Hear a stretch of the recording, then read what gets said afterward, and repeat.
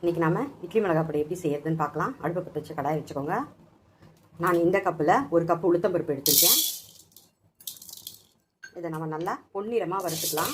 Slow ஃப்ளேமில் வச்சே வறுக்கலாம். First நல்லா கடாய் மட்டும் கையில் வச்சு சூடு பண்ணிக்கிட்டு அப்புறம் பருப்பு போட்டோன்னே கொஞ்சம் சூடு ஏறணுன்னே ஸ்லோ பண்ணிக்கோங்க. ஸ்லோ பண்ணி பொன்னிறமாக வறுத்து எடுத்துக்கோங்க. பாருங்கள், இந்த மாதிரி ஒரு 5 நிமிஷம் நல்லா வறுத்துக்கோங்க. நல்லா பொன்னிறமாகிடுச்சு. இப்போ நம்ம இறக்கிக்கலாம். கப்பால் ஒரு கப்பு கடலை பருப்பு எடுத்துக்கலாம். அதே நம்ம நல்லா வறுத்து எடுத்துக்கலாம். பாருங்கள், கடலை பருப்பும் நல்லா வறுபட்டுடுச்சு. இப்போ அதையும் எடுத்து தட்டில் கொட்டி ஆற வச்சுக்கலாம்.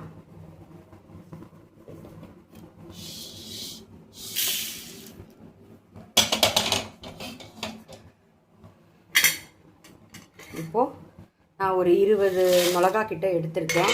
இந்த மிளகா ரொம்ப காரம் இருக்காது, அதனால் நான் ஒரு 20 மிளகா கிட்ட எடுத்திருக்கேன். இதையும் நம்ம நல்லா வறுத்துக்கலாம். மிளகா ரொம்ப ஹையில் வச்சு வறுத்துடாதீங்க, நெடி ஓவர் ஆகிடும். அந்த விதையெல்லாம் அதை தீஞ்சு போயிடும்.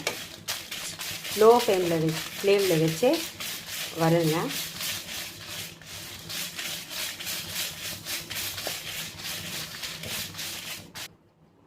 இந்த மாதிரி மிளகாவை ஸ்லோ ஃப்ளேமில் கொஞ்சம் நேரம் வச்சுட்டு அது கூட நல்லா 1 ஸ்பூன் பெருங்காயத்தூள் போட்டுக்கோங்க. உங்களுக்கு வேணும், உங்கள் கிட்டே கட்டி பெருங்காயம் இருந்தால் கட்டி பெருங்காயம் கூட போட்டுக்கலாம்.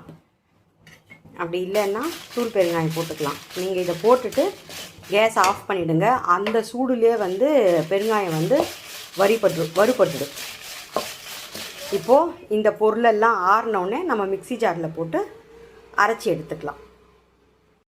ஃபஸ்ட்டு மிளகாயை மிக்சியில் போட்டு அரைச்சி எடுத்துக்கலாம். ஏன்னா மிளகா ஃபஸ்ட்டு கொஞ்சம் அரையணும். அதுக்கு இப்போ நான் இட்லி பொடிக்கு தேவையான அளவு உப்பு சேர்த்துக்கிறேன்.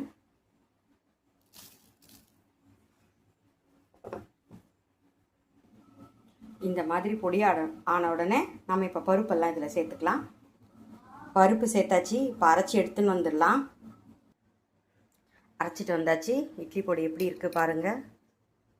நல்லா நைஸாக இருக்கா? உங்களுக்கு கொரன்னு வேணால் கொரன்னு அரைச்சிக்கோங்க, நைஸாக வேணால் நைஸாக அரைச்சிக்கோங்க. உங்களுக்கு இட்லி பொடி பிடிச்சிருக்கோன்னு நினைக்கிறேன். உங்களுக்கு பிடிச்சிருந்ததுன்னா செஞ்சு பார்த்துட்டு உங்கள் விருப்பத்தை கமெண்ட்டில் சொல்லுங்கள். அப்படியே என்னோடய சேனலை சப்ஸ்கிரைப் பண்ணிக்கோங்க. தேங்க்ஸ் ஃபார் வாட்சிங்.